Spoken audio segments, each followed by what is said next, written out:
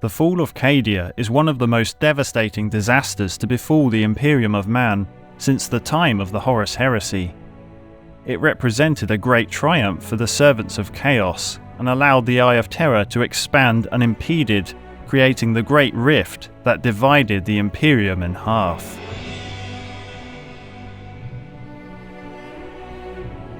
The story of Cadia's demise began almost 40 years before the Horus Heresy, during the time of the Great Crusade. The planet of Cadia was rediscovered by Lorgar, the Primarch of the Wordbearers Legion, during his expedition to the known fringes of Imperial space. Lorgar had yet to fall to the powers of Chaos, but had already lost faith in the Emperor after the hard-fought efforts of his Legion in the Great Crusade was seen as nothing but failure in the eyes of the Emperor. Seeking a new entity worthy enough to possess the Wordbearers' faith and allegiance, Lorgar, together with the Wordbearers' first captain Cor Phaeron and first chaplain Erebus, made planetfall on an unknown world marked as 1301-12. This world would later be designated as Cadia. It was on Cadia that the Wordbearers would discover a barbaric human tribe who seemed to possess a greater hidden power. Despite the protests of the Custodes who accompanied the Wordbearers' expedition, Lorgar was intrigued by this power and was eager to learn more. Ingathel, a priestess of Cadia, offered to show Lorgar the source of their powers and lead his scout vessel into the depths of the great warp rift known as the Eye of Terror, a region of space where the winding chaotic energies of the Immaterium merge with reality. This would expose the Wordbearers to the ruinous powers of Chaos, slowly corrupting their minds. Lorgar and his Wordbearers were now lost to Chaos, becoming one of the first Astartes legions to turn traitor to the Emperor. After his visits into the Eye of Terror, Lorgar ordered a complete orbital bombardment of the planet, cleansing it of all life, so that all evidence of what had taken place would be hidden from the eyes of the Imperium. Cadia was left as an abandoned, desolate wasteland. After Horus had fallen to the Emperor during the Battle of Terror, the defeated traitor legions withdrew into the Eye of Terror. The Chaos Space Marines took refuge on the vast demon worlds within the Eye of Terror, where their hatred for the Imperium only intensified. They would use this time to gather their strength, while waiting for the opportune time to emerge from the warp once more, to unleash their fury and claim their vengeance upon those who had dared to stand against them. Eventually, the forces of Chaos would begin to send incursions through the warp to test the outer defences of the Imperium. The first such incursion force was sent by Abaddon the Despoiler, the War Master of the Chaos Black Legion. It would be called the First Black Crusade and was unleashed in the 781st year of the 31st millennium. Following this, the planet of Cadia was deemed vital to the defense of the Imperium, as its close proximity to the Eye of Terror would make it the first line of defense against the forces of Chaos. Imperial colonists were dispatched to resettle the empty planet of Cadia in the 32nd millennium, and work began on constructing planetary defense systems. By the time the Second Black Crusade made its way into the galaxy, in the 597th year of the 32nd millennium, the early defences of the newly resettled Cadia were severely inadequate to repel the assaults of the Chaos invaders alone. As Cadia guards the only known reliable route out of the Eye of Terror, the defences were vastly improved. Colossal bunker systems and fortifications were established on the surface of the planet, which would contain and protect the rebuilt cities. These great citadels were constructed with tactical expertise by the finest military engineers and siege specialists of the Astra Militarum. The military forces on Cadia all began their training from a young age to better prepare them for the wars to come. Their recruits were moulded into well-disciplined warriors who adhered to strict tactical doctrines when in combat. the Cadian shock trooper regiments are well equipped and have a reputation for both honour and determination. The planetary defence systems were upgraded to a level deemed acceptable to withstand a full-scale invasion force. Cadia had become one of the most heavily defended Imperial fortress worlds in the entire galaxy, standing guard over the mouth of the Eye of Terror, known as the Cadian Gate.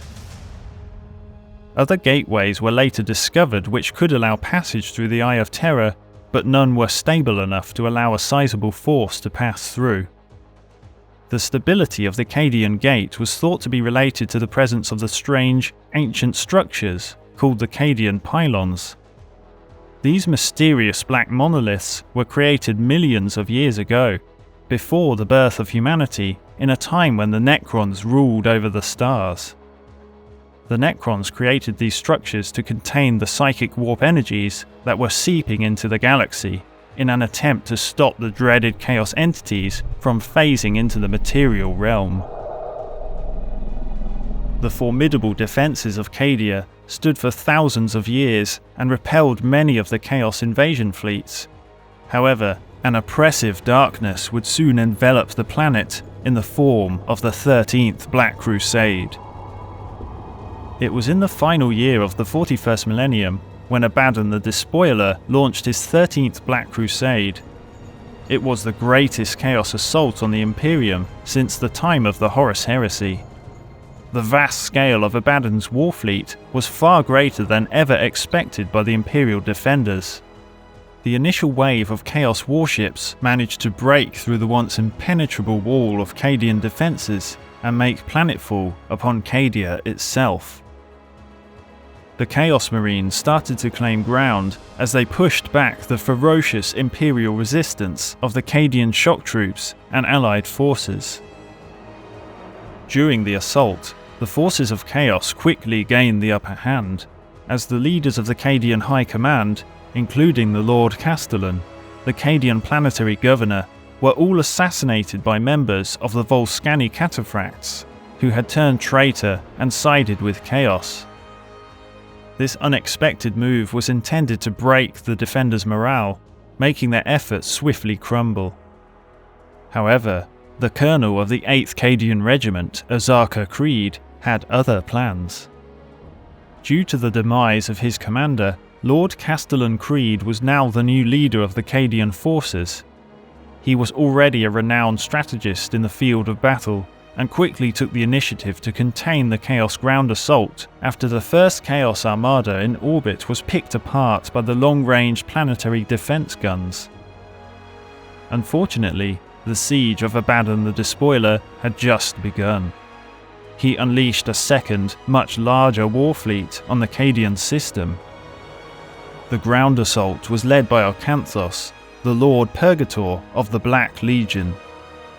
Ocanthos was one of Abaddon's chosen Chaos Lords, and would lead a rampaging horde of Chaos Space Marines, cultists and demons into the centre of the Imperial resistance, Kazakraf, the Cadian fortress city.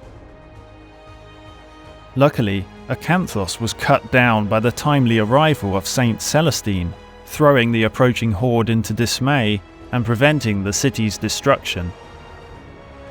Saint Celestine bought the defences enough time to redeploy to the Elysian Fields, where the largest grouping of Cadian pylons resided.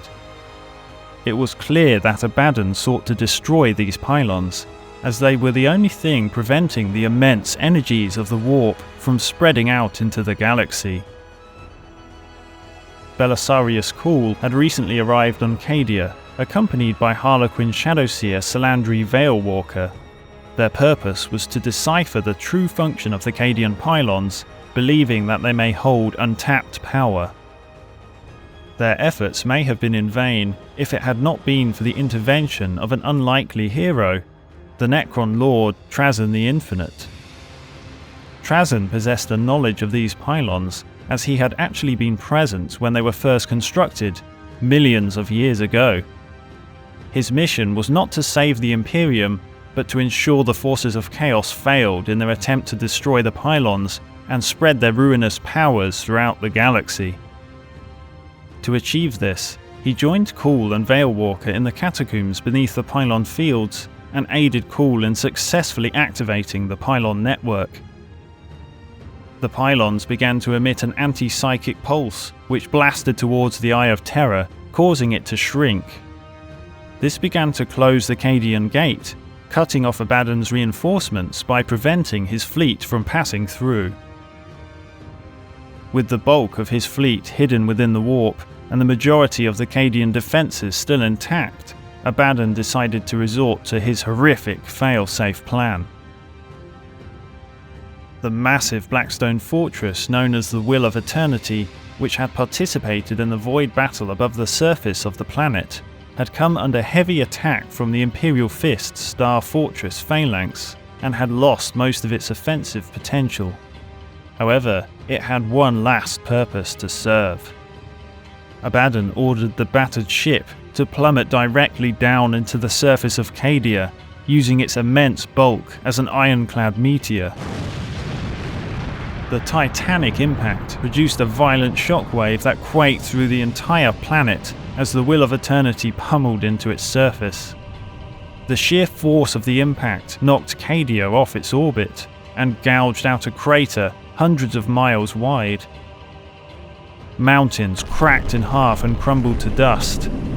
Volcanoes, which had long remained dormant, burst into life, spewing out magma and pyroclastic clouds into the air.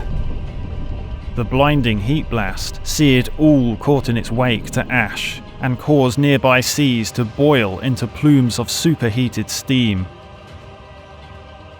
As the tremors spread, tectonic plates buckled, pushing gigantic tidal waves across the landmass. The coastal bastions that had survived orbital bombardments were completely engulfed, torn away from their solid foundations and dragged down to the depths of the violent waters. On the other side of the planet, at the Pylon fields, the darkness of the onrushing particulate clouds ripped past and shredded those apart who failed to take cover. Even Lehman Russ tanks were torn open by the severity of the abrasive winds. The ancient pylons could not withstand the piercing force of the winds and toppled over. As they crashed to the ground, their beams of dark energy faded, allowing the Eye of Terror to open and start to expand once more. With the fall of the pylons, the tendrils of the warp reached out and surrounded Cadia, slowly consuming what remained of the planet. Foul demons of chaos began to spill out from the warp, as they were no longer restricted by the ancient Necron pylons. The mighty fortress world of Cadia was lost, ravaged beyond recovery by the forces of chaos. Lord Castellan Creed was among the defenders who survived the catastrophic impact. He quickly arranged a full-scale evacuation that saved the lives of over 3 million of its citizens before the planet finally ripped itself apart. It is still unknown what happened to Creed, as he mysteriously disappeared at some point during the evacuation. Saint Celestine, who played a vital role in the earlier battle by bringing reinforcements to Cadia, would now lead the Imperial survivors, who called themselves the Celestinian Crusade in her honour.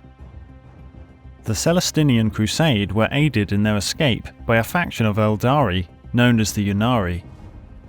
The Ynnari led the survivors to an advanced webway portal which transported them to the realm of Ultramar on the world of Macragge, the home of the Ultramarines. This unlikely new alliance between the Imperium and Eldari would eventually play an important role in the resurrection of the Primarch Rabute Guilliman, a powerful being who would bring hope in the war against the forces of chaos. The Chaos Gods had achieved a great victory. The fall of Cadia opened up the Eye of Terror, allowing it to continually expand without limit, creating the Great Rift that divided the Imperium in half. The full might of Abaddon the Despoiler's 13th Black Crusade fleet could now enter the material realm to cast their shadow on all who stood in their path. Even with the demise of Cadia, the main fortress world and linchpin of their defense, hope still remained for the Imperium. The other neighbouring planets in the system, which formed part of the defence of the Cadian Gate, held firm after being inspired by Cadia's stoic defence in the face of horrifying odds. Despite the energies of the warp and Abaddon's forces closing in around them, they would remain defiant, determined to defend every city and fortification to their last. During the churning maelstrom of war, the rival warlords of Chaos began to turn against each other, fighting over the spoils of their victory and to prove their worth to Abaddon. The cunning and experienced veterans of the Imperium were quick to react. They capitalized on this mindless destruction by baiting the enemy forces into overextending their reach, allowing them to be picked off in smaller numbers. The combined might and sheer determination of the Astra Militarum, united with the vengeful fury of the Space Marines, saw them slowly regain control over the system. With each passing day, more and more reinforcements arrived to drive back the enemy assault, causing widespread wars to intensify throughout the system. Abaddon cared little for these trivial losses, as they would only amount to a small portion of his vast armada. Setting his sights on a greater prize, he intended to carve a crimson path from out of the Eye of Terror all the way to Holy Terror itself, the heart of the Imperium. He planned to succeed where his predecessor had failed by finally destroying what was left of the Emperor of Mankind.